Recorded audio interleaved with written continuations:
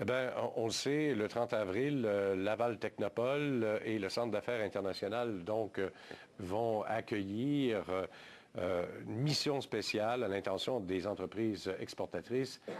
Véronique Proulx est directrice du Centre des affaires internationales de Laval Technopole et présidente du Commerce international Québec. Madame Proulx, bonjour. Bonjour. Parlez-nous un peu de cet événement qui est organisé pour le 30 avril, donc la semaine prochaine. Qu'est-ce qui va se passer exactement avec les entreprises exportatrices? Alors, faire affaire aux quatre coins des États-Unis s'adresse effectivement aux entreprises exportatrices lavalloises, celles qui n'exportent pas, mais celles qui exportent déjà également. Donc, on va avoir l'honneur d'accueillir le consul général des États-Unis, Andrew Parker, qui va venir lancer cette conférence et parler du commerce bilatéral, bien sûr, mais aussi des mesures qui facilitent le commerce entre le Canada et les États-Unis. Et par la suite, on va avoir l'opportunité de rencontrer quatre représentants des États de l'Arizona, Pennsylvanie, de la Californie et de la Floride. Donc, quatre États qui sont moins développés par les entreprises québécoises et lavalloises notamment. Est-ce que vous en avez beaucoup d'entreprises exportatrices à Laval? On en a 400. Quand même. Oui, quand même. C'est un beau bassin d'entreprises. La plupart exportent aux États-Unis, mais surtout dans le Nord-Est. Donc, l'idée, c'est de les amener à découvrir des nouvelles opportunités sur d'autres marchés aux États-Unis qu'elles connaissent moins, mais aussi leur faire part des subtilités et des différences dans la culture de faire affaire également. Oui, parce que c'est pas toujours facile. Non, exactement. Parce que vous avez une entreprise qui est à Laval qui s'appelle Couche-Tard. Oui. Et M. Bouchard a toujours dit, moi, j'ai réussi à faire affaire avec les Américains parce que je suis avec les Américains. C'est eux qui font affaire avec Couche-Tard et pas le contraire. Exactement. Est-ce que c'est comme ça la philosophie qu'il faut entamer pour une entreprise exportatrice? Bien, je pense que oui. Je pense qu'il faut bien connaître son marché. Il faut avoir un bon réseau de contacts. Je le mentionne souvent, le réseau de contacts, les réseaux d'information, c'est ce qui fait la différence pour avoir du succès sur le marché américain. Et on ne fait pas affaire de la même façon à Boston qu'on va le faire en Californie ou en Arizona. Oui, effectivement, parce que la mentalité n'est pas tout à fait la même. Exactement. On dit souvent 50 États, 50 misères. Hein? C'est bien différent, non seulement au niveau idéologique, mais au niveau fiscal également. C'est pas pareil. Tout à fait. Dites-nous des exemples d'entreprises lavalloises qui ont connu du succès.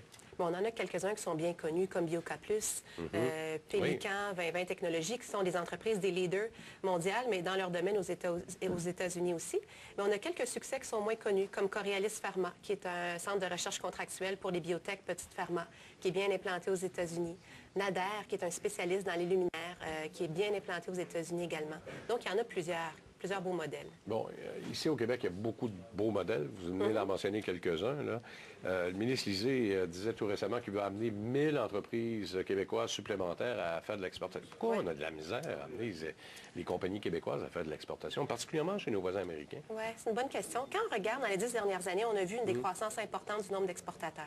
Et je pense que c'est relié à 3 facteurs. Premièrement, la hausse de dollar canadien, la Chine qui est tranquillement grugée des parts de marché, et aussi le ralentissement économique de 2008 aux États-Unis. La crise américaine a nuit beaucoup aux exportateurs.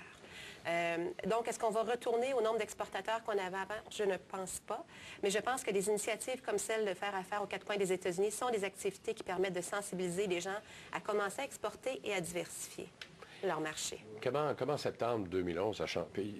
Il y a ça aussi là-dedans. Oui, aussi, c'est vrai. Ça a changé à la douane. Il y a toutes sortes de processus maintenant qui n'existaient pas auparavant, qui existent maintenant. On doit monter patte blanche, entre autres. Et le programme de CT-PAT. Oui, plusieurs entreprises ont été accréditées. C'est sûr que c'est moins facile que ça l'était. Donc, ça prend, beaucoup de détermination de la part de l'entrepreneur qui veut développer. Et ensuite, d'avoir la bonne information, de savoir exactement comment ça fonctionne au niveau de la douane, quelles sont les exigences au niveau de l'étiquetage, la réglementation et autres, pour diminuer les chances d'avoir des problèmes lorsqu'on traverse la frontière. C'est surtout la façon de sceller les camions. Oui. Comment des organismes comme le vôtre peuvent aider justement des entreprises ici au Québec à pouvoir faire affaire avec les États-Unis et peut-être éventuellement ailleurs d'autres marchés, exactement. Bien, notamment en les informant des opportunités d'affaires, parce qu'un entrepreneur va exporter si c'est rentable de le faire. Donc, il faut lui présenter des opportunités d'affaires rentables. Il faut l'appuyer au niveau du financement. C'est sûr que c'est un incitatif important. Il faut qu'il y ait les reins solides, mais aussi qu'il y ait accès à du financement pour la commercialisation. Et le troisième point, le troisième facteur succès, là où on peut les appuyer, c'est vraiment l'engagement de la haute direction. Il faut vraiment être très motivé pour réussir à percer les marchés internationaux. Très rapidement, est-ce qu'il y a des marchés qui sont plus porteurs que d'autres? Ah mon Dieu, il y en a plusieurs.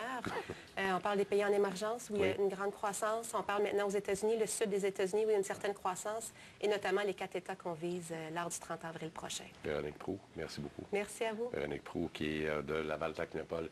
On peut dire que Frank Zampino a passé